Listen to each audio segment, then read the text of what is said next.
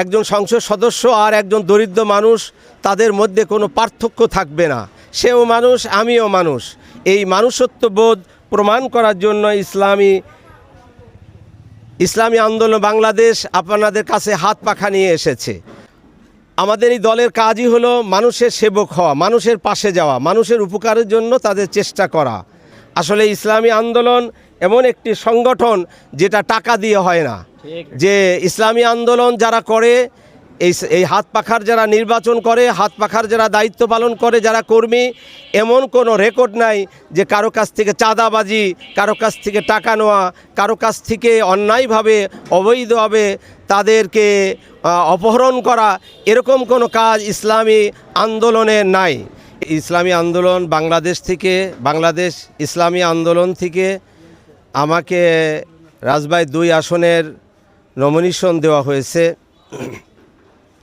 আসলে নমিনেশনটা বড় কথা না, সবচেয়ে বড় কথা হলো দায়িত্ব পালন করা। অন্য সংসদ সদস্যরা তারা এই দায়িত্ব পাওয়ার পরে নিজেকে মালিক বুনে যায়। সে মনে করে যে এই কালুখালী, পাংশা, বালিয়াকান্দি আমি মালিক হয়ে গিয়েছি। আমরা মালিক হতে চাই না। আমরা এই দেশের, এই এলাকার জনগণের জিম্মাদার হতে চাই, যে আমরা খাদেম হতে চাই, আমরা তাদের খেদমত করতে চাই। ইসলামী আন্দোলনের পক্ষ থেকে আমাদের দায়িত্বশীল যারা উপরস্থ আছে আমাকে দায়িত্ব দিয়েছে।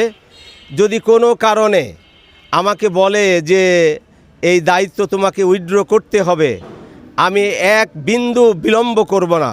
কারণ আমাদের দেশের রাজনীতি, নমিনেশন নেওয়ার জন্য হাজারো লাখো কোটি টাকা ব্যয় করা হয়, আর সেই দায়িত্ব না পেলে সেটা নিয়ে মারামারি, কাটাকাটি, হানাহানি, রক্তক্ষয়ী সংঘর্ষ হয়। কিন্তু ইসলামী আন্দোলন এমন একটি সংগঠন যে এখনই যদি বলে যে আমার এই দায়িত্ব আমাকে ছেড়ে দিতে হবে, আমি এই দায়িত্ব থেকে অব্যাহত নেব, এতে আমার কোনো রকম দ্বিধাবোধ হবে না। একজন সংসদ সদস্য আর একজন দরিদ্র মানুষ, তাদের মধ্যে কোনো পার্থক্য থাকবে না। সেও মানুষ, আমিও মানুষ।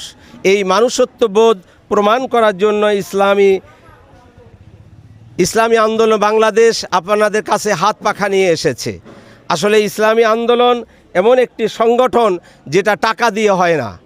যে ইসলামী আন্দোলন যারা করে, এই হাত পাখার যারা নির্বাচন করে, হাত পাখার যারা দায়িত্ব পালন করে, যারা কর্মী, এমন কোনো রেকর্ড নাই যে কারো কাছ থেকে চাঁদাবাজি, কারো কাছ থেকে টাকা নেওয়া, কারো কাছ থেকে অন্যায়ভাবে অবৈধভাবে তাদেরকে অপহরণ করা, এরকম কোনো কাজ ইসলামী আন্দোলনে নাই।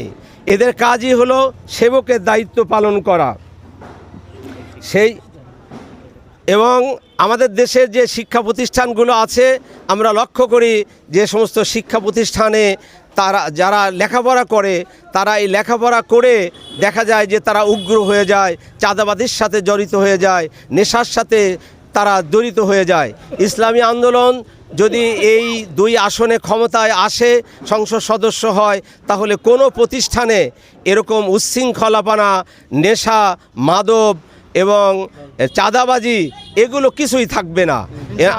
ইনশাআল্লাহ আমরা চেষ্টা করব এই দেশের মানুষের তাদের ভাগ্যকে পরিবর্তন করার জন্য যে কাজগুলো করা উচিত সেটাই করা উচিত। আমরা ইনশাআল্লাহ সেটা করব। আর একটা জিনিস আমাদের মাথায় রাখতে হবে যে ভোট এটা একটা আমানত, যেন এই আমানতকে কেউ ক্ষুণ্ণ না করে, নষ্ট না করে।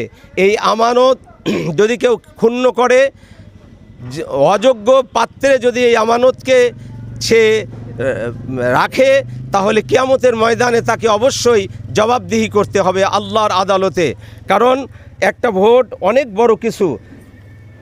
এই জন্য আমরা এই যে কোনো সংসদ সদস্য আসলে কামাই করার জন্য না। যে আমাদের দেশে দেখা যায় সংসদ সদস্য নয়, একজন সাধারণ কর্মী কিছুদিন দায়িত্ব পালন করলে সে কোটি কোটি টাকার মালিক।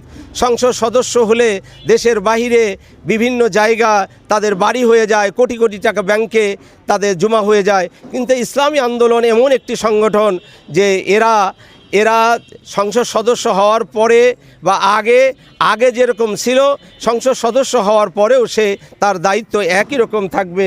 সে কোনো রকম কোনো রকম ধনী হয়ে যাবে, অট্টালিকার মালিক হয়ে যাবে, এরকম যদি কেউ চিন্তা করে তাহলে সম্পূর্ণ সেটা ভুল। কারণ আমরা জানি একজন সংসদ সদস্য সে পুরা 5 বছরে 1,20,00,000 টাকা সে সংসদ থেকে বেতন পায়।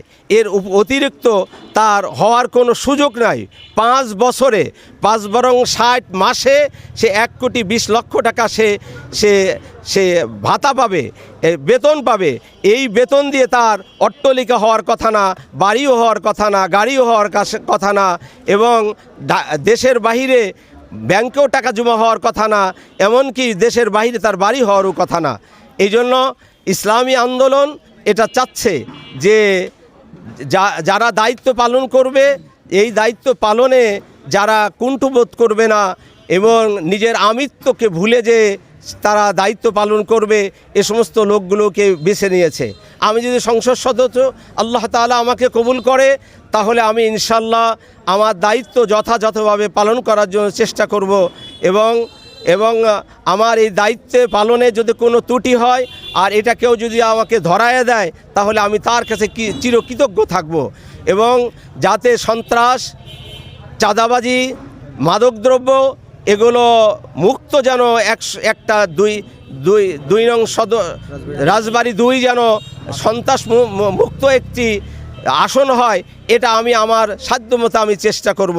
যেখানে রাস্তা নাই, রাস্তা খারাপ আছে, সে সমস্ত রাস্তাগুলো, স্কুলগুলো, মাদ্রাসাগুলো, এই ব্রিজগুলো, কালভার্টগুলো, এগুলো টাকা পেয়ে যতটুকু সেখানে খরচ করার দরকার সেটাই খরচ হবে।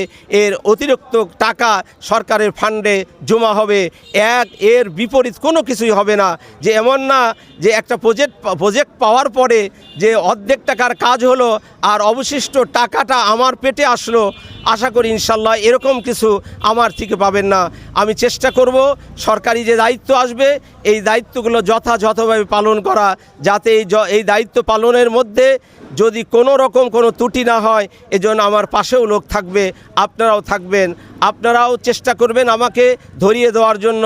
আমিও আমার জীবন মরণ দিয়ে এই দায়িত্ব পালন করার জন্য চেষ্টা করব। আমি পাংশা, কালুখালী, বালিয়াকান্দি যারা ভোটার ছাড়াও যারা আছেন, তারা আমার জন্য দোয়া করবেন যেন আমি যদি সংসদ সদস্য হতে পারি, তাহলে আমার এই দায়িত্ব যথাযথভাবে আমি পালন করব। আপনাদের কাছে দোয়া কামনা করে আমার সংক্ষিপ্ত কথা আমি এখানে শেষ করছি। ওমা আলাইনা ইল্লাল বালাগ। আসসালামু আলাইকুম ওয়া রাহমাতুল্লাহ।